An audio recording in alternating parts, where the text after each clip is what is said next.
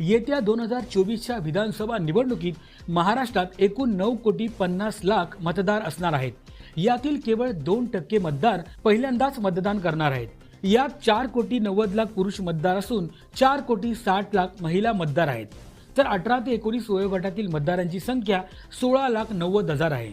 असे म्हटले जाते की या मतदारांची संख्या केवळ 2%च आहे।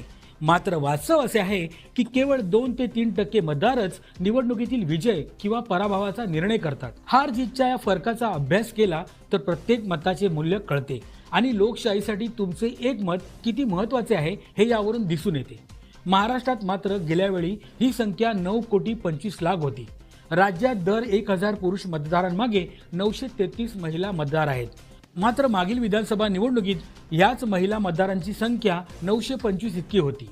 म्हणजे मागील आणि आता होणाऱ्या निवडणुकीत महिला मतदार संख्येत फक्त 8 मतदारांचा फरक पडला आहे। म्हणजे लोकसंख्या वाढली आहे असं नाही, तर राज्यातील अंगणवाडी सेविका, महिला बचत गट आणि गृहनिर्माण संस्थांनी जी अपार मेहनत घेतली म्हणून मतदान अधिक झाले। महाराष्ट्रातील 36 पैकी 5 जिल्हे असे आहेत जेथे महिला मतदारांची संख्या पुरुषांपेक्षा जास्त आहे।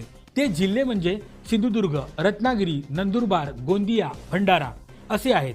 महिला मतदारांनी पुरुष मतदारांपेक्षा कमी मतदान करू नये यासाठी सर्वतोपरी प्रयत्न केले जात आहेत।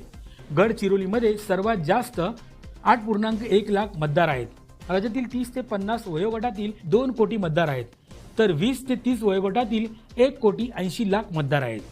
80 वर्षांपेक्षा जास्त वय असलेल्या मतदारांची संख्या 18,60,000पेक्षा जास्त आहे।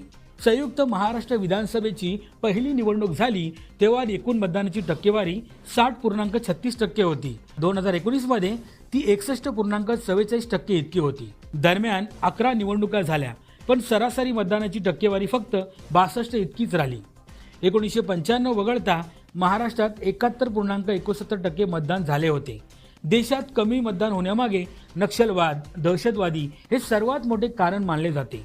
आता त्यांची भीती राहिली नाही, पण जिथे मतदारांना ही भीती वाटत नाही तिथे मतदान कमी करण्याची सक्ती समजण्यापलीकडची आहे।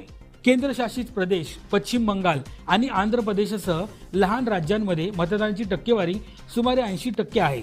प्रत्येक मतदारापर्यंत पोहोचण्यासाठी निवडणूक आयोग सर्वतोपरी प्रयत्न करते। महाराष्ट्रातील लोकसभेच्या निवडणुकीत मतदार फक्त 61% नाव नोंदवतात। हे योग्य नाही। जर तुम्हाला राज्याचा, देशाचा विकास हवा असेल तर मतदान करा आणि लोकशाहीच्या या उत्सवात सहभागी व्हा।